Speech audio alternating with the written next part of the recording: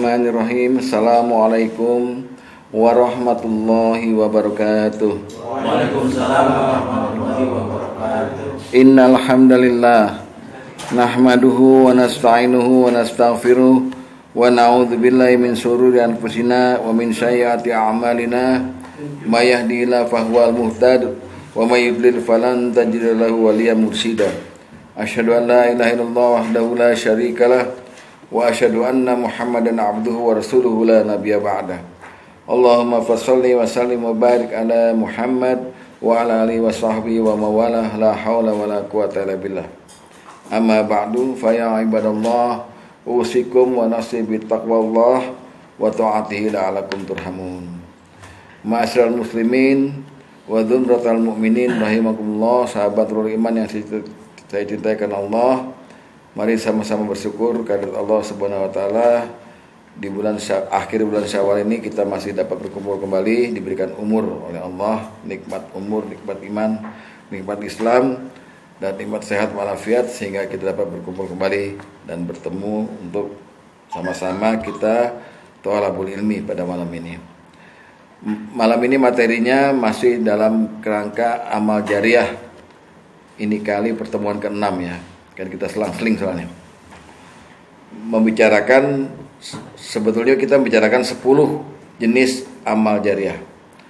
Sudah kita bicarakan di pertemuan lalu 3, yaitu sedekah jariah, ilmu yang bermanfaat, dan anak soleh yang mendoakan. Sekarang kita malam ini kita coba untuk 3 lagi, yaitu kita bicarakan masalah ribat, kemudian mengalirkan sungai dan menggali sumur, yang merupakan tiga-tiganya itu merupakan amal jariah. Artinya apa amal jariah? Amal yang pahalanya mengalir terus sampai walaupun kita sudah tidak ada lagi di dunia ini ya. Nah, ribat, apa tuh ribat? Kalau secara bahasa ribat itu artinya siap siaga. Apa artinya? Siap siaga. Kalau secara istilah ribat tuh berjaga-jaga di ujung.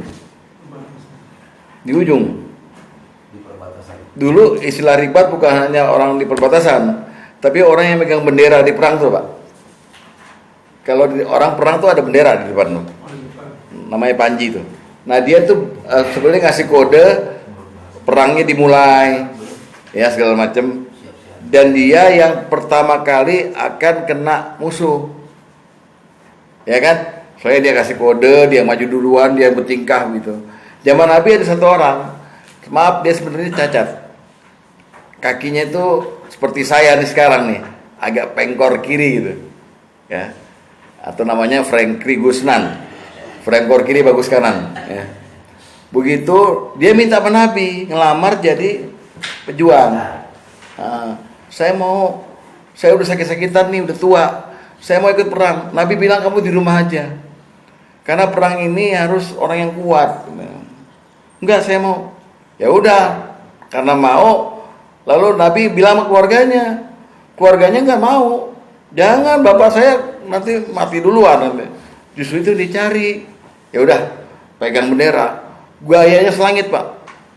Wah, musuh ditatangin. Nah, itu dia libat. Udah jalan. Ya udah, kena tombak duluan dia, kena pedang duluan. Tapi nanti sahid. Nah, itu ribat. Jadi ribat itu secara istilah begitu. Berjaga-jaga di paling ujung. Tanpa berpikir bahwa risiko itu paling tinggi. Paling berat. Nah, selama dia melakukan ribat itu, belum kena musuh, baru niatnya aja nih. Baru mulai, udah dapat pahala. Ribatnya gak berhasil, dia pulang lagi dari perang. Pahalanya ngalir terus. Enaknya begitu ribat.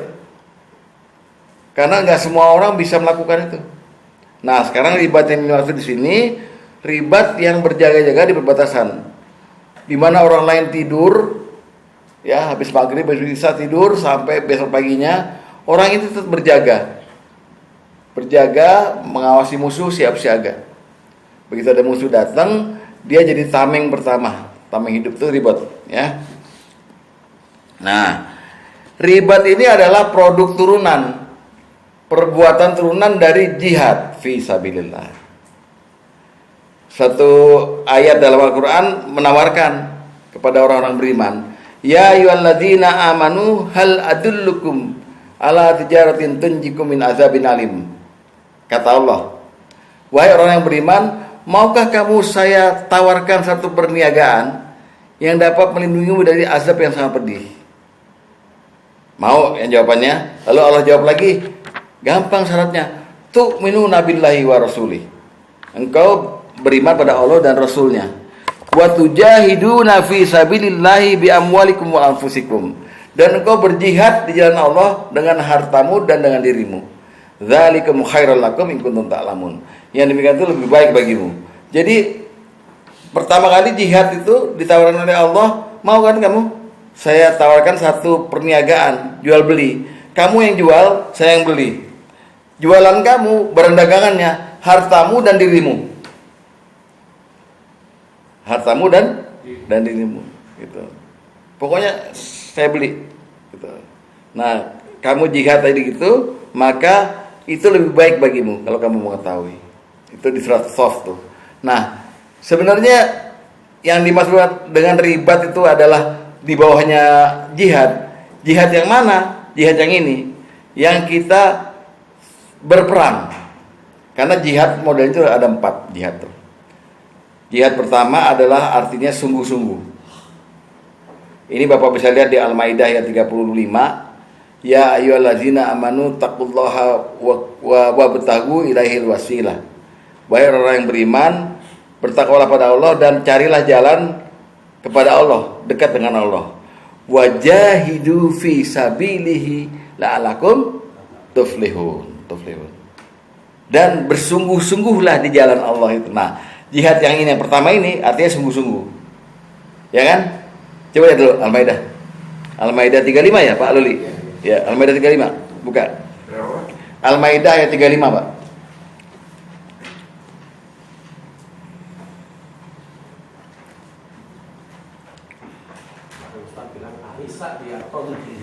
Iya, kemarin diprotes sama Pak Joko. Al-Maidah 35. Ya, jadi saya ulangi lagi, ribat ini adalah produk dari jihad. Jihad yang mana? Jihad yang perang, ya kan? Kalau jihad yang saya mau terangin ini, Al-Maidah ayat 35 ini, jihad dalam makna sungguh-sungguh. Apa? Sungguh-sungguh. Nih ayatnya. Ya ayyuhalladzina amanu taqullaha wa btaghu ilaihil wasilah. Hai orang yang beriman, bertakwalah pada Allah dan carilah jalan yang mendekatkan diri kamu pada Allah. Ya. Nah, terus untuk cari jalan itu diperlukan syarat jihad. Apa maksudnya? Sungguh-sungguh. Wajahidu fi sabilihi. Maka kalau udah cari jalan ketemu, sungguh-sungguhlah kamu di jalan itu. Itu jihad pertama. Jihad kedua artinya mengorbankan, berkorban. Jihad kedua artinya berkorban. Nah, yang dikorbankan cuma 2, harta dan diri. Ya, kalau tadi jihadnya nggak pakai disebut harta dan diri, hanya sungguh-sungguh. Sekarang yang kedua, jihad mengorbankan harta dan diri. Nggak mesti perang. Jadi misalnya diri ini capek habis ngantor, tapi di rumah jadi RT. Pulang kantor jam 8 malam, ada yang mau namu, mau bikin KTP. Nah kita, aduh capek, tapi karena untuk kepentingan umum, kita berkorban diri kita. Temuin tamu, bikin surat keterangan, itu jihad. Duit pas-pasan, datang pas sugeng, Ji, nggak ada beras di rumah, gimana Ji? Dibagi 2 aja, 50-50. Jihad dengan harta. Nah, itu namanya berkorban.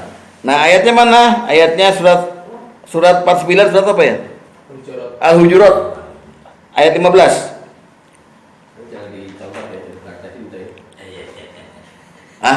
Yaudah.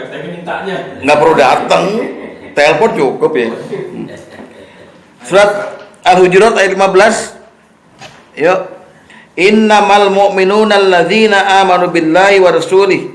Sungguhnya orang beriman itu adalah orang yang percaya atau beriman pada Allah dan Rasulnya. Summa lam yartabu. Kemudian dia tidak ragu-ragu lagi. Terus wajahadu bi amwalihim wa anfusihim fi sabilillah ulaika humul shadiqun. Dan mereka berjuang, berkorban dengan harta dan jiwa mereka pada jalan Allah.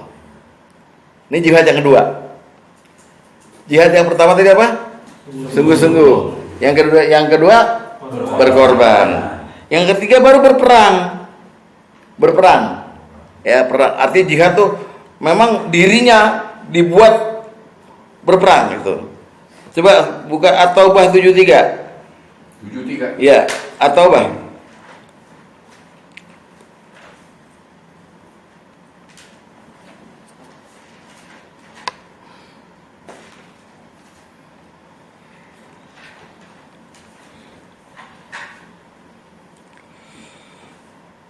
Ya ayuhan nabi, wahai nabi, jahidul kuffar wal munafikin.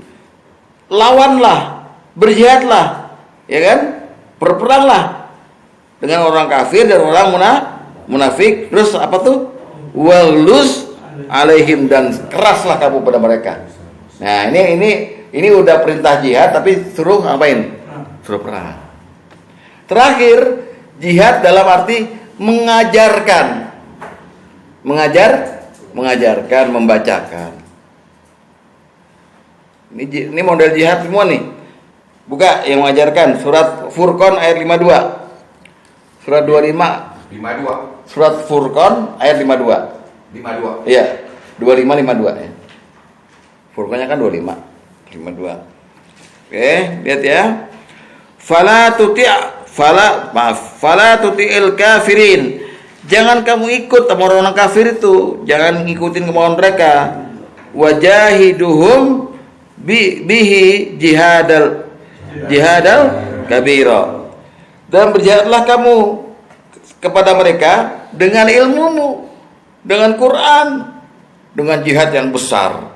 Jadi itu jihad yang keempat, ini jihad yang mengajarkan. Jadi apa tadi? Bersungguh-sungguh, berkorban, berperang, dan yang pertama tadi ribat tadi itu turunan dari jihad yang berperang, juga yang bersungguh-sungguh. Tapi bukan yang berkorban dan yang berperang, bukan yang bersungguh-sungguh dan yang mengajarkan, bukan. Ribat itu turunan dari jihad yang mana? Yang berkorban dan berperang. Jadi dari dalam ribat itu ada unsur mengorbankan harta dan diri sendiri untuk melakukan ribat, dan juga ada unsur keberanian melawan orang-orang yang akan musuh-musuh akan masuk ribat itu. Makanya penghargaan Allah terhadap ribat itu pahalanya mengalir terus karena pengorbanannya. Sampai sini paham nggak? Paham, tapi ada yang salah artikan. Gimana?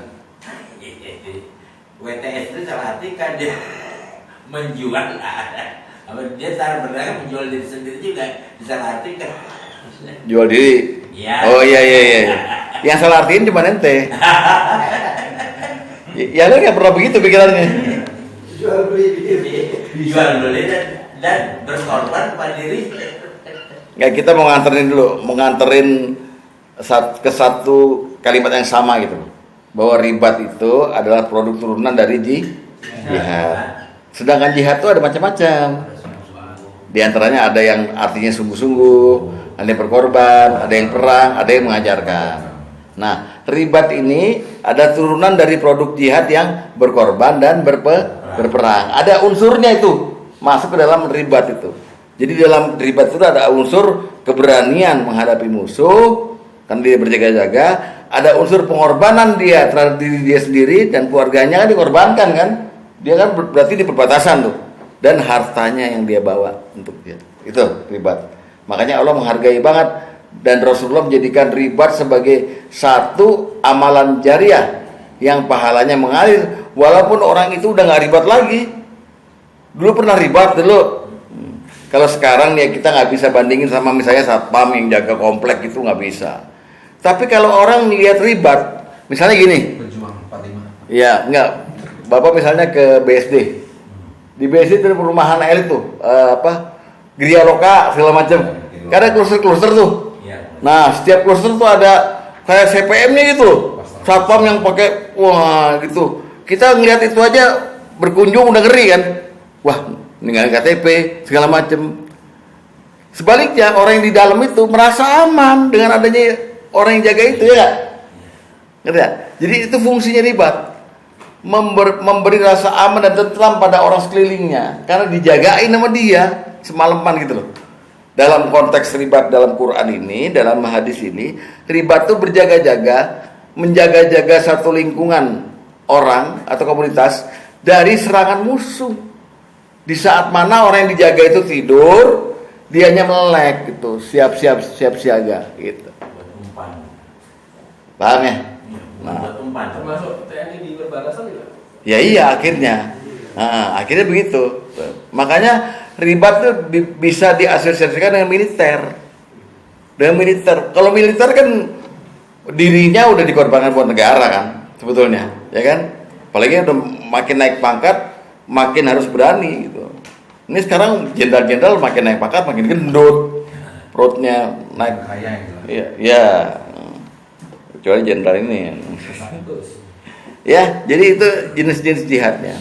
Dan 4 model jihad ini, yang 2 tadi menghasilkan ribat, 4 ini disuruh kita. Kita tidak akan pernah bisa masuk surga kalau kita belum pernah ngalamin jihad.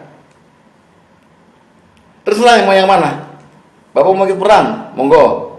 Bapak mau mengorbankan harta dan diri, monggo. Bapak hanya mau bersungguh-sungguh aja nyalain agama, istiqomah, monggo. Atau Bapak hanya mau berjihad mengajarkan agama pada orang. Yang penting pernah Bapak lakukan itu, jihad itu. 4 itu disuruh. Syukur bisa 4-4-nya. Kalau enggak 3, kalau enggak 2, kalau enggak 1. Jangan sampai dalam hidup Bapak nggak pernah jihad, karena itu syarat mutlak orang masuk surga. Jihad. Nggak pernah jihad, jangan ngimpi masuk surga. Ya. Coba buka dulu surah supaya jelas. Ali Imran 142.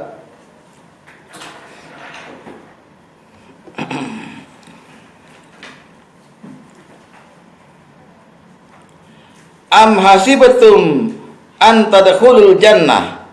Apakah kamu mengira bahwa kamu akan masuk surga? Walamma ya'lamillahu alladzina jahadu minkum.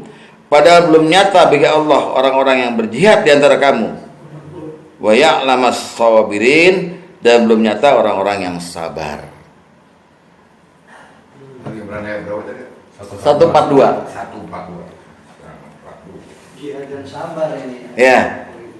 Loh, dalam unsur 4 yang tadi jihad 4 tadi pasti ada sabarnya semua. Iya dong. Iya. Kesungguhan ada sabarnya, korban ada sabarnya, apalagi berperang ada sabarnya. Ya kan? Nah, itu yang paling pahit itu, ngajarin sabar. Iya sabar. Apalagi ngajarin Joko sabar. Nah, dari mana asalnya ribat ini penghargaannya? Jadi ribat ini gini Pak, Bapak mesti tahu, ribat itu meminoritaskan diri dari mayoritas. Istilah Islam tuh uzlah. Jadi ribat itu unsur dominannya menyendiri dari keramaian.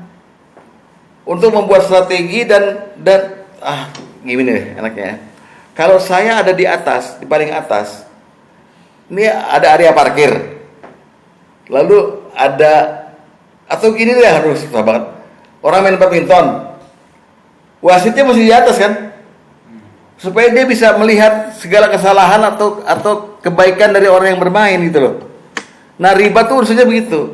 Dia harus ada meminoritaskan diri, jadi menyepi sendiri gitu. Ya nggak apa-apa di situ ada 3-4 orang, tapi artinya jauh dari keramaian. Nah, jadi unsurnya pertama dia mesti jihad.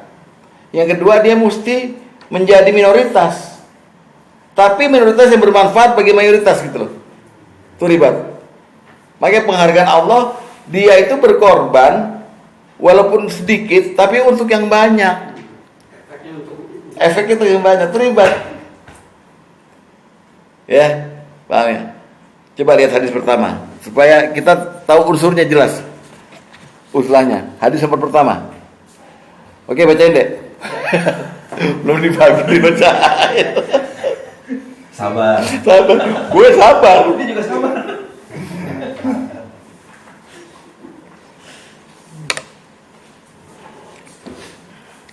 Sampai pilot menangis.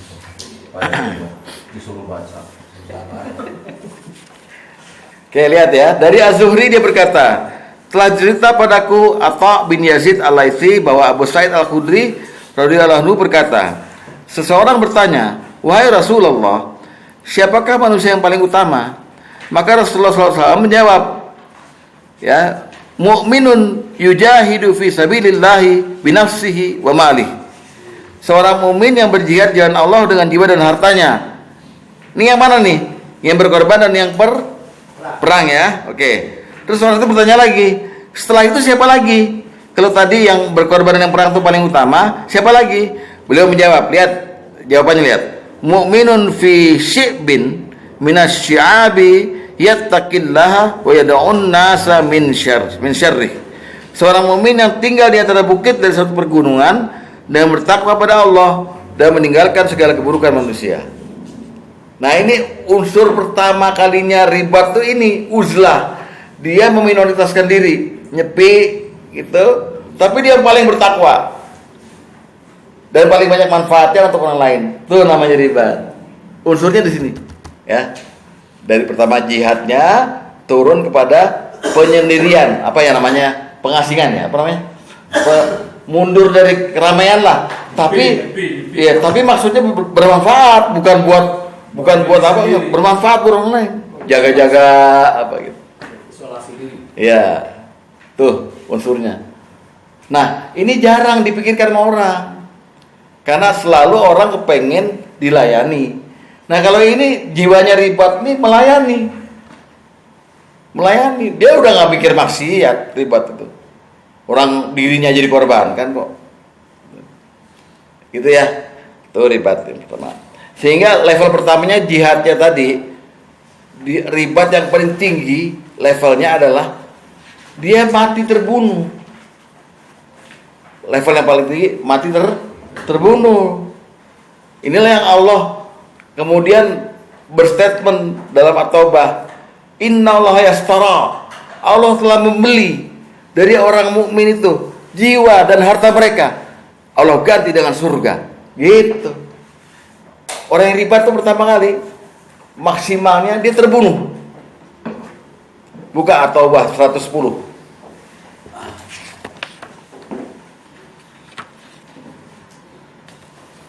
Eh, 111 maaf.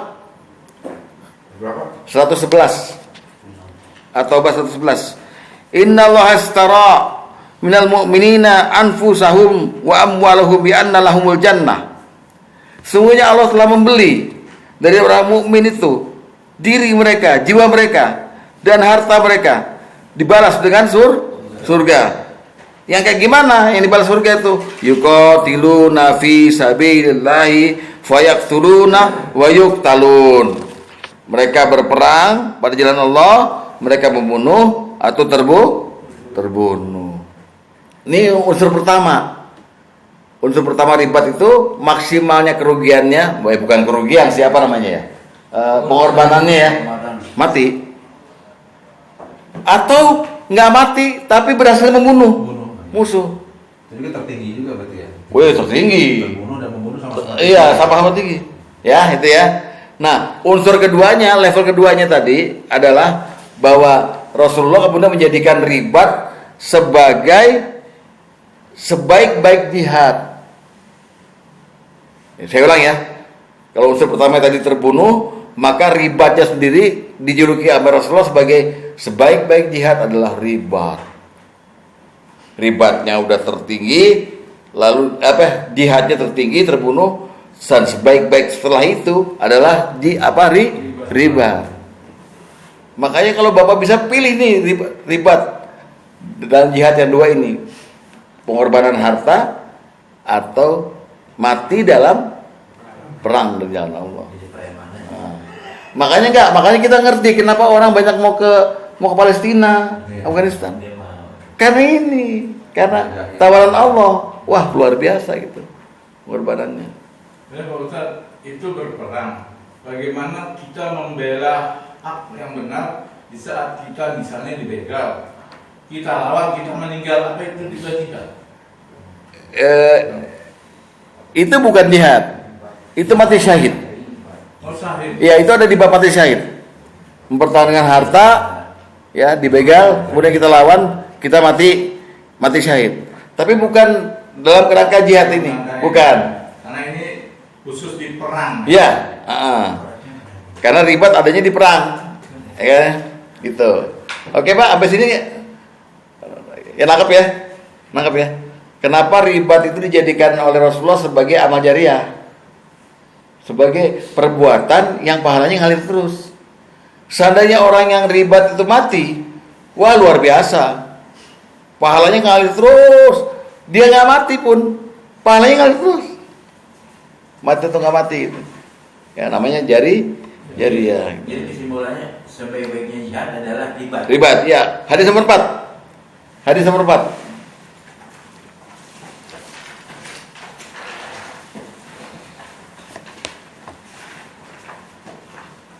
Fa'alaikum bil jihad, maka wajib bagi kalian untuk berjihad. Wa inna afdolad jihadikumur ribat, dan sebaik-baik jihad kalian adalah ribat. Maksudnya ribat jadikan level kedua setelah Anda mati, setelah Anda itu melakukan betul perang itu atau berjaga-jaga. Ribatnya itu the best. Ya, apa ya namanya ini? Ini penghargaan Allah dan Rasulnya kepada amal yang namanya ribat ini. Dan ribat sendiri asalnya dari jihad gitu loh. Sekarang sih boleh kalau Anda melakukan jihad ini, tapi dalam kerangka bukan perang. Pengorbanan harta aja, sungguh-sungguh mengorbankan harta dan jiwa, dan yang keempat mengajarkan itu. Nah, jadi kalau lihat ini, saya tanya sama Bapak, hukumnya ribat apa jadinya? Hukumnya ribat nih? Wajib. Ya, ribat itu disuruh. Ribat itu Allah tawarkan, disuruh. Di Ali Imran ayat 200. Lihat. Ali Imran 200. Ya. Warobitu, betul. Ya ayyuhalladzina amanu sabiru wasabiru warabitu wattaqullaha la'alakum tuflihun. Hai orang-orang yang beriman, bersabarlah kamu dan kuatkanlah kesabaranmu, dan tetaplah bersiap siaga dan ribatlah kamu dan bertakwalah pada Allah supaya kamu beruntung. Ribat mengajarkan kita untuk jadi pemberani menghadapi musuh sedahsyat apapun. Kalau nggak salah, kalau saya nggak keliru ingat, pernah satu orang kolonel dari Libya melakukan ribat, namanya Muammar Gaddafi. Libya diserang sama Amerika, F-16 tuh, dia ke tengah kota, dia tantang, nggak mati dia tantang itu, yang ngebom Muammar Gaddafi.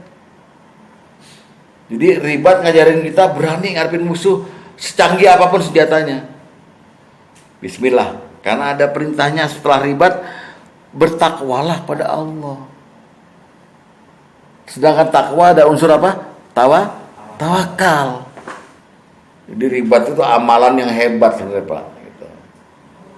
Cuman prakteknya di Rasul itu, karena Rasul perang itu 39 kali. Nah, banyak sahabat yang melakukan ribat ini dalam rangka menjaga Rasulullah, ya kan? Terus sekarang keutamaannya ribat, mari kita lihat. Ribat sehari semalam lebih baik dari dunia dan seisinya, kata Rasulullah. Hadis nomor 8. Lihat, Bang Aman dibacakan. Hadis nomor 8.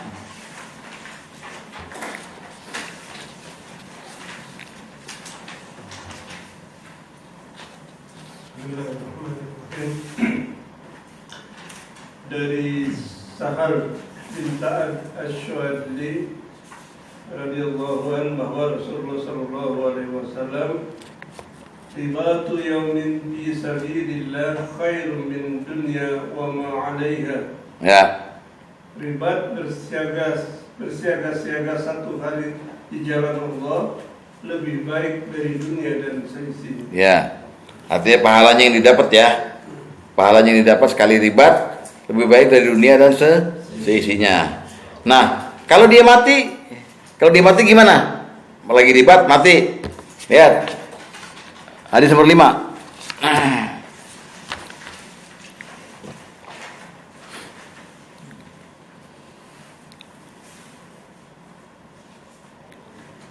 Dari Uqbah bin Amir, dia berkata, aku mendengar Rasulullah SAW bersabda, setiap orang yang telah mati akan tertutup amalnya, kecuali orang yang pernah berjaga-jaga di jalan Allah. Ribat ya. Sungguhnya amalnya akan tetap mengalir hingga dia dibangkitkan. Ya. Keren kan? Ditambah dengan hadis nomor 3. Buka 3.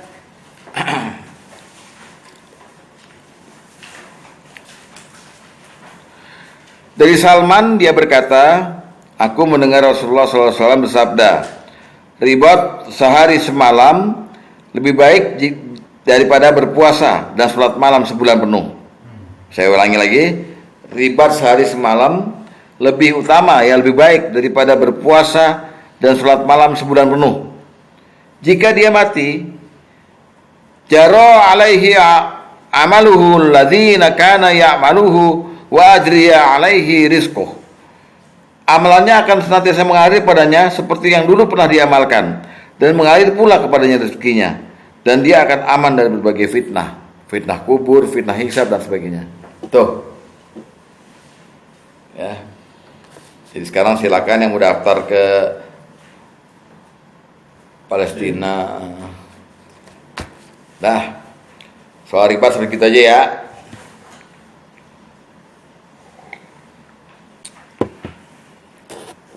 Kan kita lagi nyari kan amalan-amalan apa yang mengalir pahalanya. Kemarin udah anak soleh, ilmu bermanfaat, sedekah jariah. Sekarang ditambah dengan ribat ya. Lanjut kita ke bab selanjutnya, mengalirkan sungai. Saya gabung dengan menggali sumur. Ada 2 amalan lagi yang amalnya amal jariah. Jadi maksudnya pahalanya mengalir terus ke dia, yaitu kita ngalirin sungai. Istilahnya ijra'un naharo wa khafara bi'ra. Ngalirin sungai dan menggali sumur. Dua-duanya masalahnya di mana? Di air. Masalahnya ada di air. Air yang dimaksud itu adalah air yang kita perdapat dari 2 tempat. Dari atas dan dari bawah. Dulu saya tanya Bapak, dua-duanya milik siapa? Allah. Kalau ada milik Allah, Allah mempusakai bumi ini kepada siapa? Pada kita. Kita seluruh mengelola bumi, seluruh mengelola miliknya Allah. Salah satunya air. Jadi yang dimaksud mengalirkan sungai dan menggali sumur, Allah titip. Hei manusia yang saya titipin nih, ya, kalau kamu bisa menguasai air yang ada di dirimu itu, yang di bawahmu maupun di atasmu, maka kamu wajib mengalirkan lagi manfaatnya pada orang lain.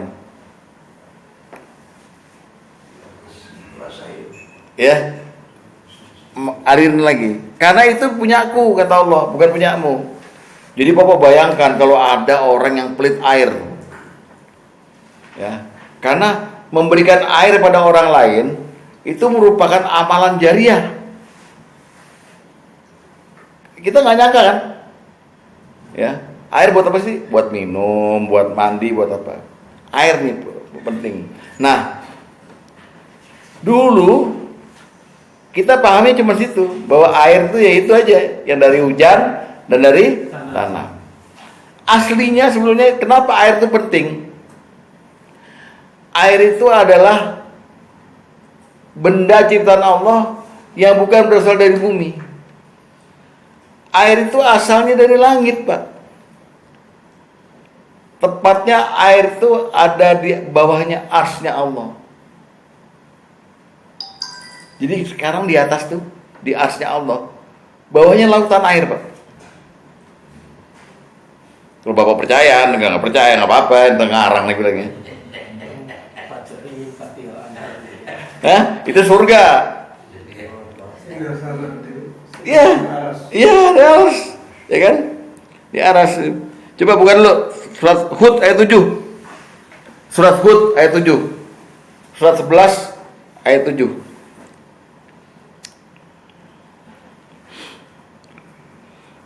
Udah? Wa huwal ladzi khalaqas samawati wal ardi fi sittati ayyam. Dan dialah yang menciptakan langit dan bumi dalam 6 masa. Wa kana arsyuhu 'alal ma' dan adalah singgasananya atau arsy-nya ada di atas air. Gimana mikirnya kita?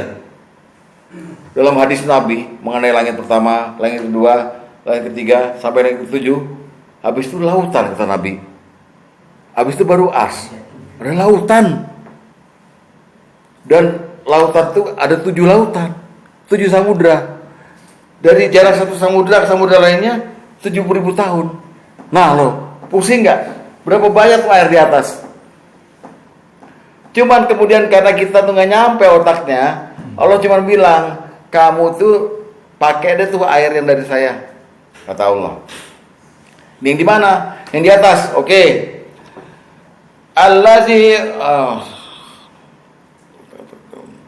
Allazi ja'ala lakumul arda firasya was samaa binaa.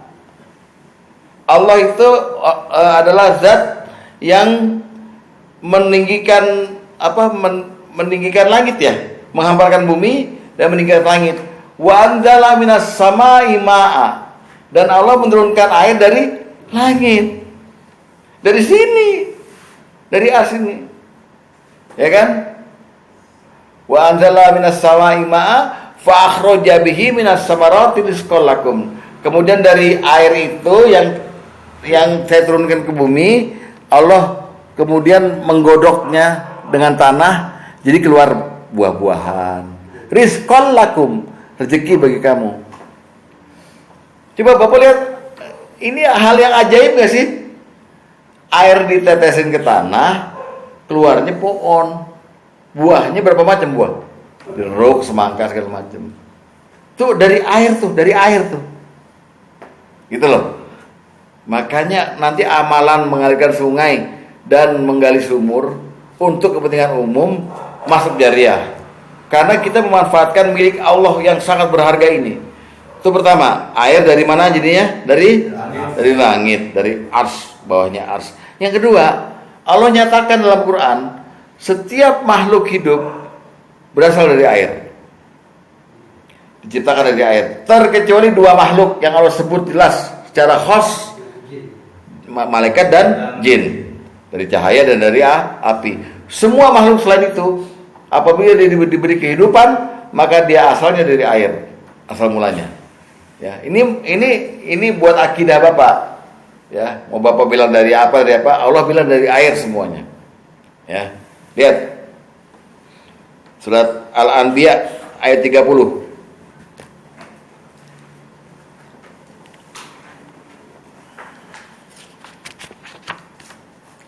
Al-Anbiya ayat 30. Apa bunyinya? Awalam yarul ladzina kafaru annas samawati wal ardi kanat.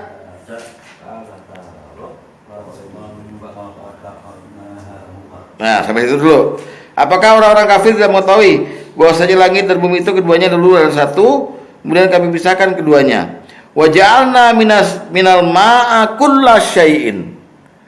Dan kami jadikan dari air setiap segala sesuatu. Penting air berarti. Bapak air bukan nih? Air ya. Udah bercampur, tapi dominan air. Bumi ini dominan air. 75% air bumi ini, laut. ya kan? Lain daratan semua, air. Nah, jadi kemana arah ngomong kita ini? Tadi, karena air begitu pentingnya dalam kehidupan kita ini. Pertama, air yang kita nikmatin dari atas, juga dari bawah. Allah malah menyindir. Seandainya air yang dari bawah tanah kamu itu mampet, siapa yang bisa ngasih kamu air? Kata Allah begitu. Surat apa? Al-Mulk ayat berapa? Ayat terakhir. Buka Al-Mulk ayat 30. Al-Mulk ayat 30. Ini pertanda bahwa air ini penting gitu loh. Kul ara'aitum, katakanlah, terangkanlah, ya, olehmu terangkanlah kepadaku. In asbaha ma'ukum ghaura faman ya'tikum bima'in ma'in. Terangkanlah padaku jika sumber air kamu menjadi kering, siapa yang akan mendatangkan air yang mengalir bagimu? Jawabnya Allah. Makanya air sumber kehidupan. Ya, air sumber kehidupan. Nah, oleh sebab itu, mari kita gali sebentar dikit aja bahwa sedekah yang paling baik, kata Rabi, yang paling utama adalah sedekah air minum. Sedekah air minum. Gak bisa diartiin lain lagi. Jangan bilang air minum rohani, nggak ada. Air minum aja udah. Air minum. Jadi artinya membuat orang haus menjadi tidak haus lah gitu. Itu sedekah paling utama. Hadis nomor 7. Buka.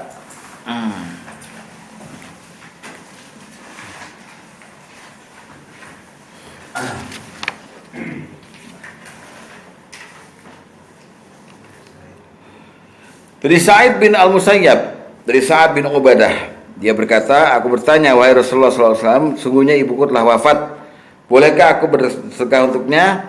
Beliau menjawab, ya.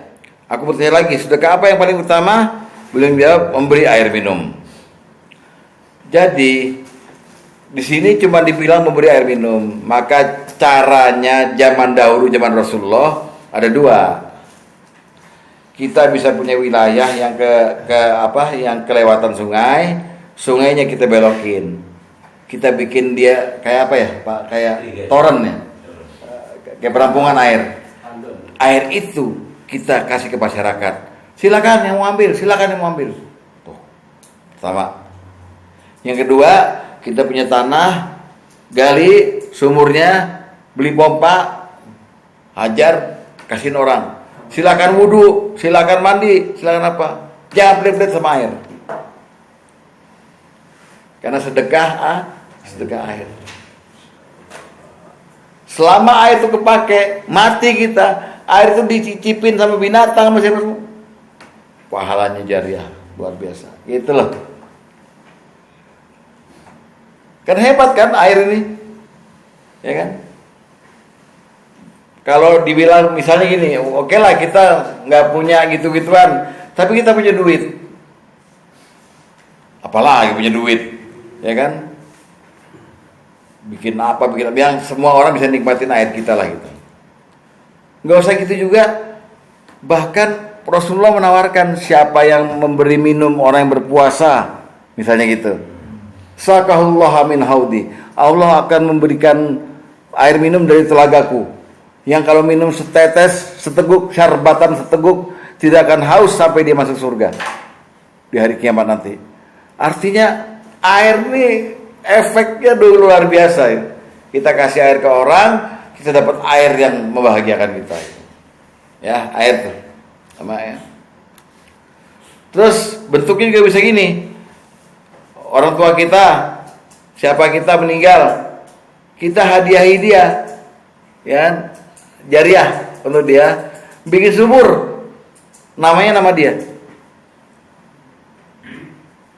Ya Allah, sumur ini saya gali untuk dimanfaatkan untuk masjid, untuk siapa, untuk orang-orang umum, mencuci, makan, kakus, atas nama ibu saya, almarhum. Pak, nggak seberapa duitnya Pak. Nggak seberapa duitnya. Ya Pak Tom, bikin sumur, bor, berapa duit sih? 25 juta lah taruh. Tapi efeknya sampai hari kiamat luar biasa itu. Dibanding kalau kita misalnya maaf aja, ada duit sedekah ya bisa gitu, tapi nggak abadi. Ya, kalau ini dipakai terus, ya, gitu, ya. Hadis nomor 2. Hadis nomor 2.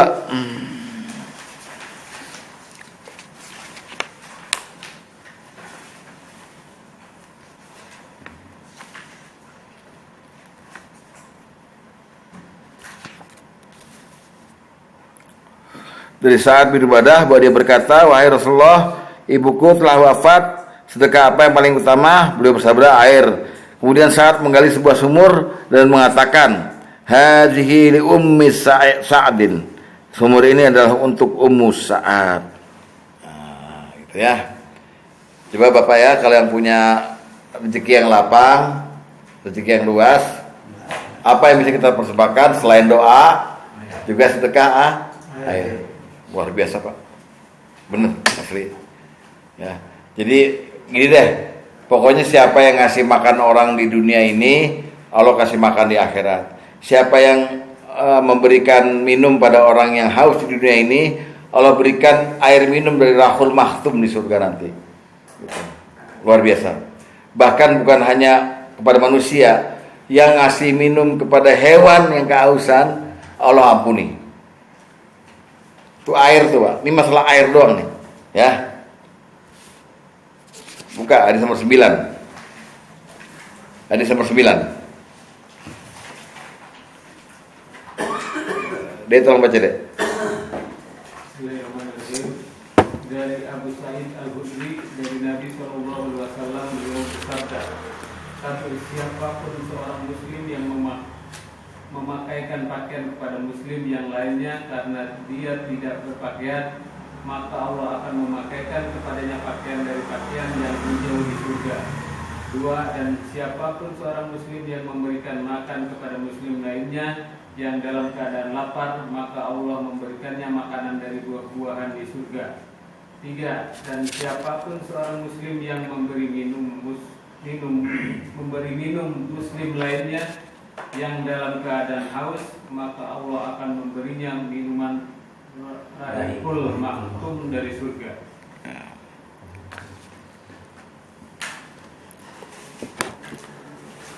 Sebelum sampai surga udah dapat juga kan? Ya. Terakhir tuh yang mengenai hewan, Pak Luli. Monggo hadis nomor 6.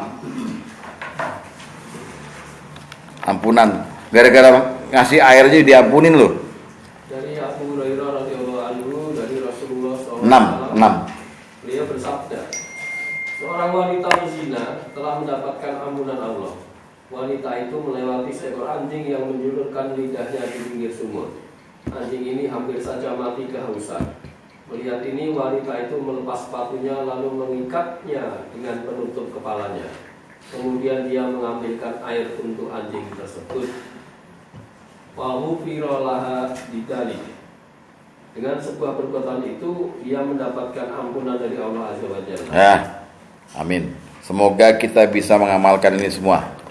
Jadi saya simpulkan pada malam ini kita telah sedikit mengkaji kulit luarnya aja mengenai apa yang disebut dengan ribat, yaitu yang asal mulanya dari jihad, segala macamnya telah kita. Kemudian yang kedua kita telah membicarakan masalah mengalirkan sungai dan menggali sumur dalam bentuk kajian sedekah air. Mudah-mudahan apapun yang ada yang tadi kita kaji bisa kita amalkan salah satunya, dan kepada kita diberikan amalan jariahnya oleh Allah sesuai dengan janji Allah dan Rasulnya. Demikian. Wassalamualaikum warahmatullahi wabarakatuh. Waalaikumsalam.